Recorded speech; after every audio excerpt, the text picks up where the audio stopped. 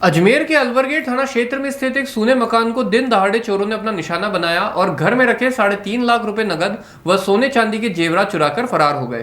पीड़िता ने पड़ोस में रहने वाले 2 लड़कों पर चोरी करने का शक जताया है। पुलिस ने मामला दर्ज कर चोरों के खिलाफ कार्रवाई शुरू कर दी है। अंबेडकर कॉलोनी गुलाबबाड़ी अजमेर निवासी ने जानकारी देते हुए बताया कि वह अपनी बेटी के साथ शाम 4 बजे नाका मदार स्थित रिलायंस मार्केट में खरीदारी करने के लिए गई थी और शाम 6 बजे करीब वापस लौटी। लौटने पर पता चला कि कमरे की अलमारी में रखे 3.5 लाख रुपए नगद, एक सोने का मंगलसूत्र, सोने के टॉप्स व 2 जोड़ी चांदी की पायजेब चोरी हो गई। जब पीड़िता ने इस बारे में पूछताछ की तो पड़ोस के रहने वाले एक बच्चे ने आकर उन्हें जानकारी दी कि उनके पड़ोस में रहने वाले 2 बच्चे किशु और दक्ष ने चोरी की वारदात को अंजाम दिया, जिसे लेकर पीड़िता ने पड़ोस में रहने वाले 2 बच्चों पर शक जताते हुए रिपोर्ट दर्ज करवाई। आपको बता दें कि जिन बच्चों पर आरोप लगाया गया है वह दोनों ही नाबालिग हैं। पुलिस ने मामला दर्ज कर जांच एएसआई नंद भवर को सौंपी है।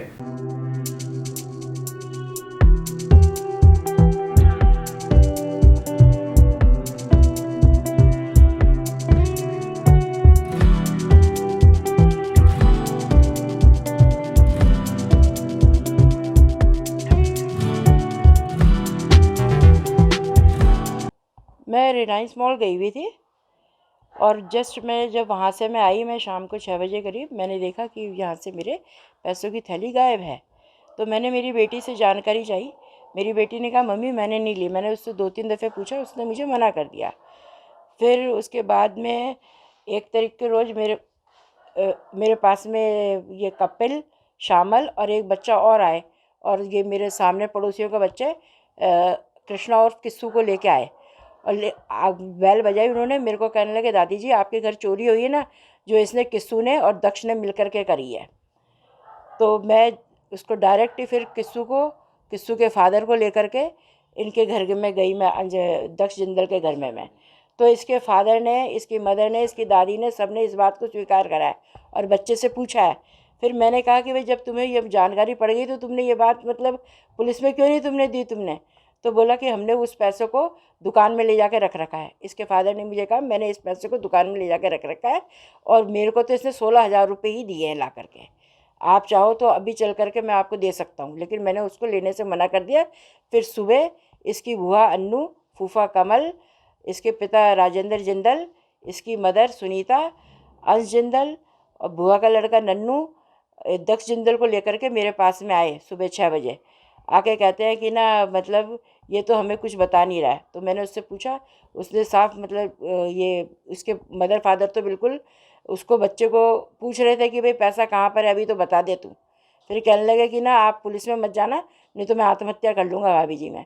इसके मदर ने, फादर ने मेरे से पैर पकड़ के मेरे से माफ़ी मांगी और कहने लगे कि आप पुलिस में मत जाना, आप हमें 12 बजे तक का समय दो। अगर ये 12 बजे तक बजाता है तो ठीक है, नहीं तो फिर जब मैं इससे नहीं बताया मैं सीधा मैंने अलवरगढ़ थाने गई। वहाँ मैं सुभाष जी से मैं मिली। मैंने कहा भाई ये मेरे घर से इससे चोरी हुई है। उन्होंने कहा आप बाहर बैठ जाइए। उन्होंने मुझे 2 घंटे तक बाहर बैठाया रखा।